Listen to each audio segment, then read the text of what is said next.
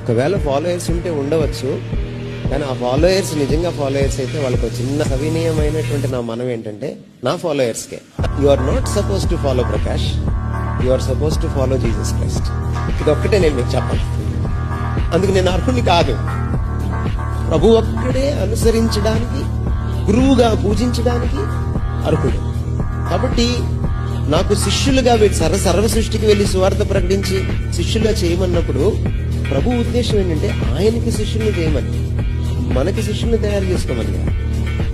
So నేను నా ఫాలోయర్స్కే కాదు, మిగిలిన ఫాలోయర్స్ కూడా నేను చెప్పేది ఏంటంటే, దయచేసి మీరు మనుషుల్ని ఫాలో అవ్వకండి, ప్రభువుని మాత్రమే ఫాలో అవ్వండి. అభిమానించండి, అంతవరకు పర్లేదు.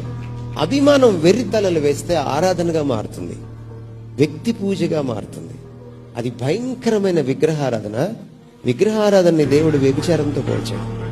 అంచేత దైవజనుల్ని పూజించడము అన్యులు విగ్రహాలని పూజించిన దాంతో సమానం, వ్యభిచారంతో సమానం. అంచేత దైవజనుల్ని గౌరవించండి, పూజించకండి. There is a big difference. ఇది చాలా ప్రాముఖ్యమైనది. ప్రభువుకి మాత్రమే మహిమ చెందాలి, ప్రభువుకి మాత్రమే ఘనత చెందాలి.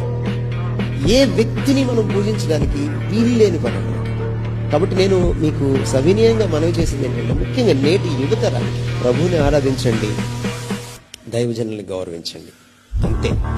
ఆ గౌరవాన్ని మించి వెళ్ళకండి. దైవజనులకు కూడా నేను సవినీయంగా కోరుకునేది ఏంటంటే, మిమ్మల్ని ఎవరైనా అలాగా అతిగా గౌరవిస్తుంటే ఖండించండి, పబ్బం గడుపుకోకండి, పైన కూర్చోకండి. స్తుతుల సింహాసనం పైన కూర్చోవద్దు.